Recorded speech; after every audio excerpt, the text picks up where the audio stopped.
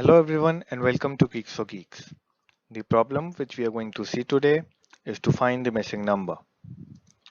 So in this problem you will be given n minus 1 integers and these integers will be in the range of 1 to n. There will be one integer which will be missing in the list, and also there will be no duplicates in the list. So from 1 to n there are total n integers, but you will be given only n minus 1 integer. So one integer out of this will be missing and we basically have to find that integer. Okay, so let us first understand the problem with the example and then we'll look at the solutions. So suppose we are given this array, then we have to find the missing element here. So we do have 1 here, 2, we have 3 here, 4, 5 is not here, 6, 7 and 8. So 5 was missing here and that is our output. So we basically have to find the missing number. So let's look at the first solution. So the method one will be using the sum formula. So we know that the sum of first n natural numbers is n into n plus 1 by 2. So we will be using this formula. So in the first step of this algorithm, we calculate the total value as n into n plus 1 by 2. And then we subtract all the elements of the current array one by one from this sum value.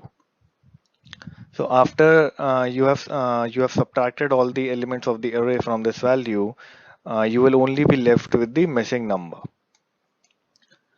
So let's see how it works in the code. Okay, so we have a driver function here. We declare the input array here. Then we basically here we are calling the get missing number function, which is the whole crux of the algorithm. It returns us the variable miss, and then we basically print the miss variable.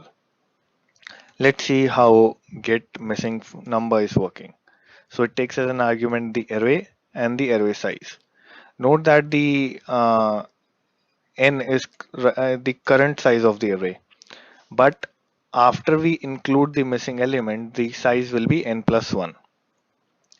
So that is why when we are calculating total in our code, we are actually not using n into n plus 1 by 2. We are incrementing the value of n by 1. So that is why we are using n plus 1 into n plus 2 by 2. So note that although we are passing the value 5 here because we are having 5 elements, effectively it will calculate the sum of first 6 n natural numbers. So after we are done with this step, we basically, as per the algorithm, subtract all the elements of the array from the sum value, and then whatever we are left will be our missing number. So that comes here, and we basically print it. The time complexity of this solution will be order of n because we are iterating over all the elements only once. Okay, so let's look at the second solution. So this method will be using XOR. So what this algorithm says is XOR all the array elements and let the result of XOR be x1. Okay, so then XOR all numbers from 1 to n. Okay, so all natural numbers till n, and let XOR be x2. Then we basically XOR x1 and x2, and the result of x1 XORing x1 and x2 should give us the missing number. Let's see how this works. Okay, so suppose we have an array which has elements a1, a2 and a4. We don't have a3 in the array. So the x1 will become a1 XOR a2 XOR a4. That is what we do in the first step. Then a2 will become the XOR till a4, a1 to a4. So a1 XOR a2 XOR a3 XOR a4. Okay. Now let's do an XOR between x1 and x2 as per the third part of the algorithm. So we basically effectively do this. So we are XORing this a1 XOR a2 XOR a4 with a1 XOR a2 XOR a3 XOR a4. So we can group these numbers here like this. So only A3 will not have a partner, else everyone will have the same partner. Then there's a property which says that a number doing XOR with itself is 0. So A1 XOR A1 will be 0, similarly for A2 and similarly for A4. Now 0 XOR 0 will be 0, then 0 XOR A3 will be A3, and A3 XOR 0 will be A3. So in the end we are left with A3, which was missing in this first array. Great, so that was the proof of concept here. Now let's look at the code. So we will be using the same driver function here. Okay, so let's understand this function here. So same input arguments. So here x1, so this will contain the XOR of all the elements in the array. X2 will contain the XOR of all the elements from 1 to n plus 1. Note that again we are doing XOR from 1 to n plus 1 and not n here, because right now the size is 5, the size of the array is 5, but it should be n plus 1 after including the missing element.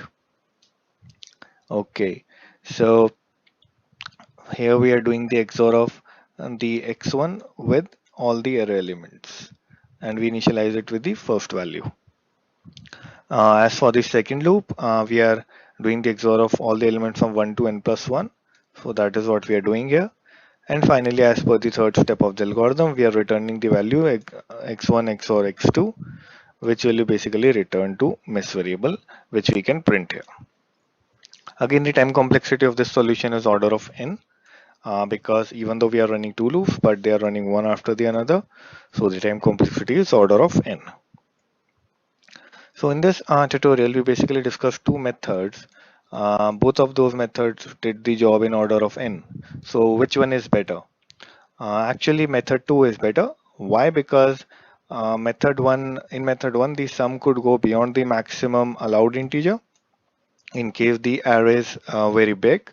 So then there can be an integer overflow problem, and thus you may not get the correct answer. But method 2 is free from any such problems, and it will definitely give you the correct answer each and every time. That is all for this tutorial. You can visit this link to see basically all the material used in this tutorial, and also run the code which we discussed in the IDE on the website itself.